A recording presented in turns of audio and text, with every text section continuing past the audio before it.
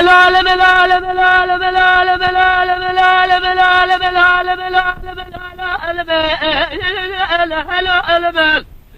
العالم العالم العالم العالم العالم العالم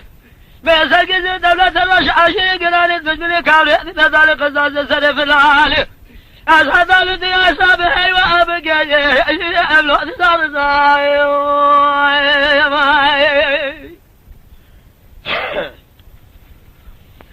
فليشان بسلق باكر زاخل مرة ما قلاش ما كبر مشاشة بحوال محمد قاسم أبلغ قلا جابوا ما بما فليشان نقول زاخل محمد كبر قاسم يشوش قبل حواقل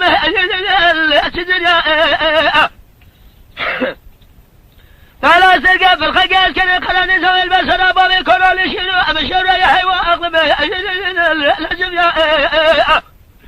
فبني الذي عشم بري بابي كرة قتال مشاشة بقفا مبالا خذا بري جالي جلي درد تفس بقي هرقود صال شوق خقيان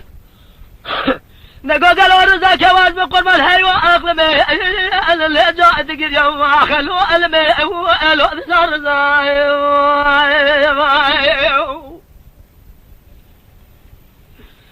فليشان تقول زاخل ما هذا كبلا مشاشة حواخل أبو ما بما هاي ما أخذ أجاب هذا بجابا من كل أقل زلال حزن قتاقي أدري أقلال سواء خالق عالم الدباشا قبل أسخادين الشيء ما لخواز الأخذ الأبل أجابا من كل أقل ذلك بخير وخجل قولاتي أزل كلا قرم اسبقين ولا نجارة رونا قايدة بقال حلب قسم الأفالقنا أريننا أرجع السلام أبوي أخلو ألمي ألو أرزاي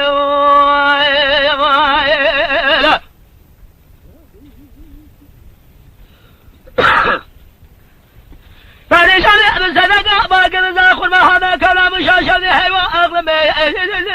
السرد كالي فليشان تقول زاخل ما هذا كلام مشاشة حيوة أغلمي